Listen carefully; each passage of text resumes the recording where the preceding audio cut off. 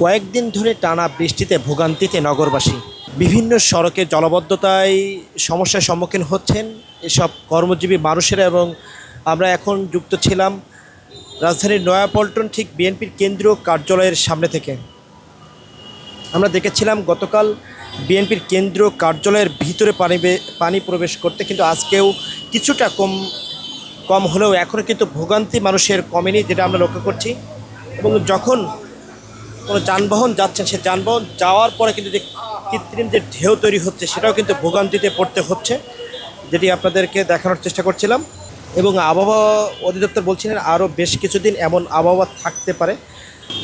দর্শক, যেমনটি দেখানোর চেষ্টা করছিলাম ঠিক বিএনপির কেন্দ্রীয় কার্যালয়ের সামনে থেকে, যে যানবাহন চলাচলেও বেশ কিছু সমস্যার সম্মুখীন হচ্ছেন। এবং যেসব স্টুডেন্টরা, ছাত্ররা তারা যে এই স্কুল যাচ্ছেন, তারাও কিন্তু সে বেশ একটা সমস্যার সম্মুখীন হয়ে যাচ্ছেন। বিশেষ করে গত কয়েকদিন ধরে এই জলাবদ্ধতা রাজধানীর বিভিন্ন জায়গায় কিন্তু আমরা লক্ষ্য করেছি।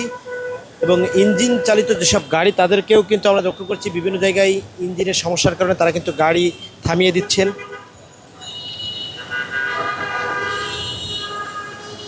এবং যেটি বলছিলাম আবহাওয়া অধিদপ্তরের বিষয়, আবহাওয়া অধিদপ্তর যেটি বলছিলেন, দেশের 6টি বিভাগে কিন্তু এই মাঝারি থেকে ভারী বৃষ্টির পূর্বাভাস দেওয়া হয়েছে। এবং তার ভিতরে ঢাকাকেও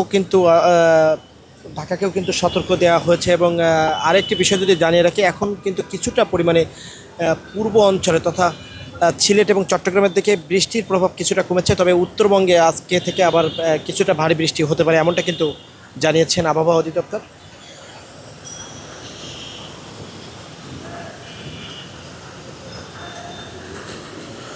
এবং আরেকটি বিষয় যদি আপনাদেরকে জানিয়ে রাখি, যেটা দেখছিলাম আমরা, যে যানবাহন চলাচলে যেসব অটো রিকশা, সিএনজি এবং বিভিন্ন যে মোটর চালিত যেসব যানবাহন, সেসব যানবাহন অনেকটা কিন্তু কমে এসেছে। বিশেষ করে গতকাল আমরা দেখেছিলাম অনেকটাই তাদের সমস্যার সম্মুখীন হতে।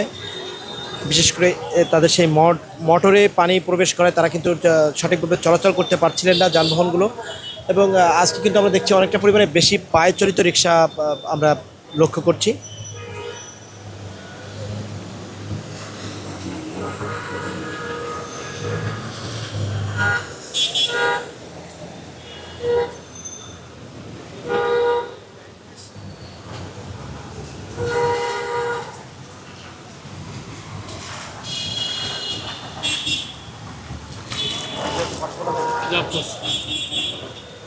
কোথা থেকে আসছেন আপনি?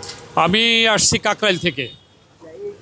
পানিতে কতটা অসুবিধার সম্মুখীন হচ্ছে? পানিতে তো অবশ্যই সাধারণ মানুষের সমস্যা হচ্ছে, বিশেষ করে গাড়ির গতি স্লো হয়ে গেছে এবং গাড়িও কম্পারেটিভলি রাস্তায় কম আছে।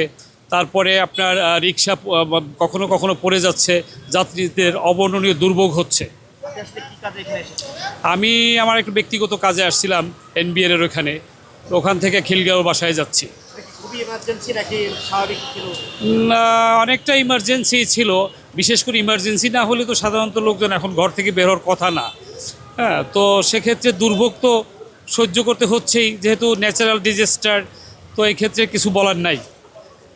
হ্যাঁ, দর্শক, যেমনটি জানাচ্ছিলেন যে আসলে অনেকটাই ইমার্জেন্সি কর্মকাণ্ডে তারা কিন্তু বাইর হচ্ছেন। এবং আমরা যেটি লক্ষ্য করছি, শিক্ষার্থীরা তারাও কিন্তু সেই তাদের পরীক্ষার জন্য তারা কিন্তু বাইরে হয়েছিলেন এবং পরীক্ষা দিয়ে তারা কিন্তু ঘরে ফিরছেন।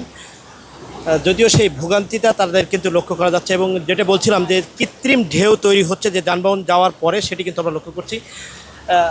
পরীক্ষা কেমন হয়েছে? পরীক্ষা ভালো হয়েছে। এই বৃষ্টির কারণে কতটা বাধার সম্মুখীন হয়েছে?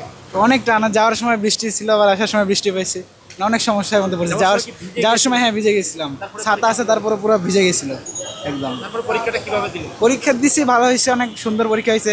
রিক্সায় চড়ে গেছিলাম, পরে ভিজে গেছি এই জন্য আর কি। এখন রিক্সা না গিয়ে আবার হেঁটে যাচ্ছেন? এখন হেঁটে যাচ্ছি, কারণ রিক্সা এখন টাকা বেশি নিচ্ছে, এখন করার কি আছে আর।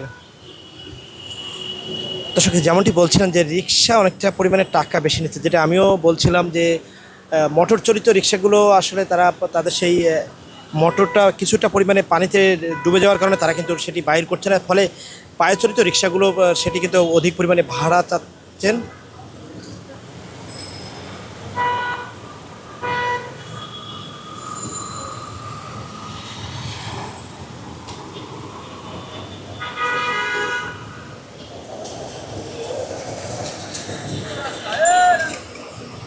দর্শক, এই ছিল নয়াপল্টন থেকে সর্বশেষ আপডেট বৃষ্টির।